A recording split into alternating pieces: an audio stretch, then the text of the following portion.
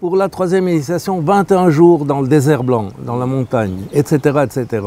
Donc comme ça se passe, tu vois, au niveau chamanique aussi. Donc il y a des degrés, des passages et des trucs comme ça. Mais ils sont préparés chaque fois. Tout à fait préparés. Ils sont préparés chaque fois. Là, il y a le mot mage qui est apparu. Est-ce qu'il y a aussi cette dimension d'aller au-delà de la personne? Parce que quelle est la différence avec du développement personnel qui est très à la mode maintenant? Et c'est pas du développement personnel qui est devenu égotique et tout ça, et il y en a qui se perdent là-dedans, qui consomment. C'est devenu aussi une consommation.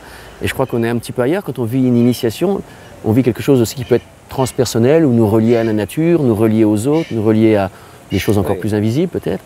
Donc c'est clair que quand tu passes de... je prends une terminologie, voilà, celle du bouddhisme que je connais, mais il y en a d'autres. Je peux prendre la grecque, parce que tout se ressemble, l'islam aussi, c'est toujours la même chose.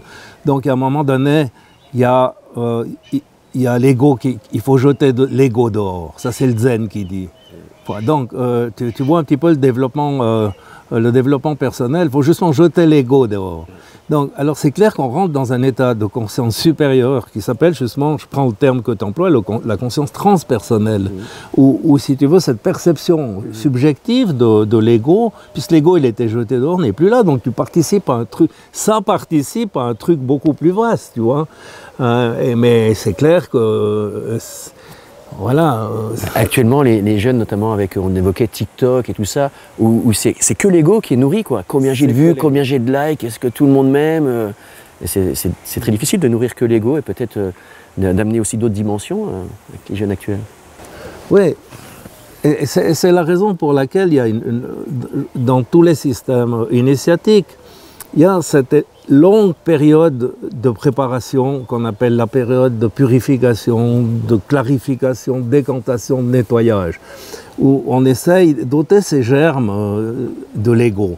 Parce que si ces germes ne sont pas éradiqués, lorsque la personne sera dans un état de force et d'énergie supérieure, cette énergie supérieure, elle va venir nourrir l'ivraie aussi. Elle ne va pas nourrir que le blé. Ouais. C'est le coup du jardin. Hein? C'est le coup du jardin. Et c'est très difficile pour l'occidental. C'est pour ça qu'il ne veut pas faire des voies initiatiques. J'ai compris. Parce qu'il faut nettoyer. Il faut clarifier, il n'aime pas. Et dans toutes ces voies initiatiques, c'est quand même aussi des processus qu'on appelle de mort-renaissance. Et ce qu'il est va mourir, donc il doit mourir. Il n'a pas envie d'y aller. Il n'a pas envie d'aller. Donc là, il était obligé, j'entends bien, mais comment donner envie maintenant, aujourd'hui, à d'autres?